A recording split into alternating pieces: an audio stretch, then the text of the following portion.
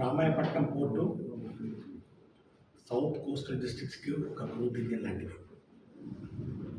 5,000 కోట్ల రూపాయలు విలువ చేసే పోర్టు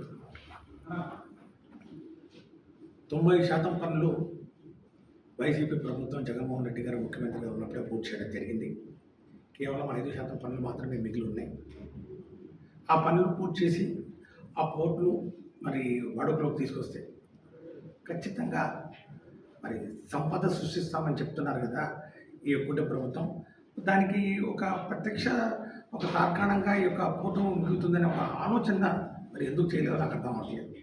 దానికి మరి టెండర్లు వేస్తూ బిడ్లు వేస్తూ ఏపీ మ్యారిటైమ్ బోర్డు మరి పీపీపీ మోడ్లో ఆ యొక్క పోర్టును ప్రైవేట్ పరం చేసే కార్యక్రమాన్ని శ్రీకారం చుట్టడం చాలా దారుణం. దీన్ని ఖచ్చితంగా మేము తీవ్రంగా వ్యతిరేకిస్తున్నాం.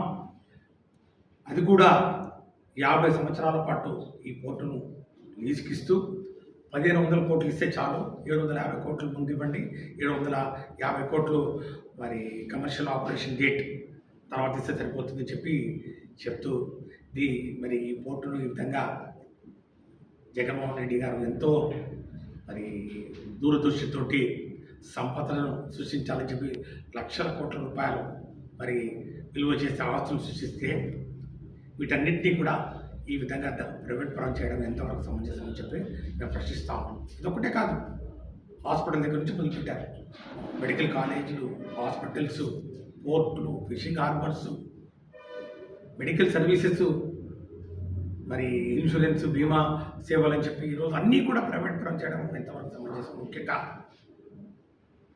ఈ యొక్క రామాయపట్నం పోర్టు ఇప్పటికే దీనికి చాలా మరి డిమాండ్ ఉంది. మొత్తం యావత్ దేశం అంతా దీని వైపు చూస్తూ ఉంది. ఎందుకంటే ఇప్పటికే ఇక్కడ బీపీసీఎల్ కానివ్వండి, తర్వాత సిడ్నీ సాయి ఎలక్ట్రికల్స్ ద్వారా మరి కొన్ని కంపెనీలు కానివ్వండి అన్నీ ఇప్పటికే రావడం జరిగింది.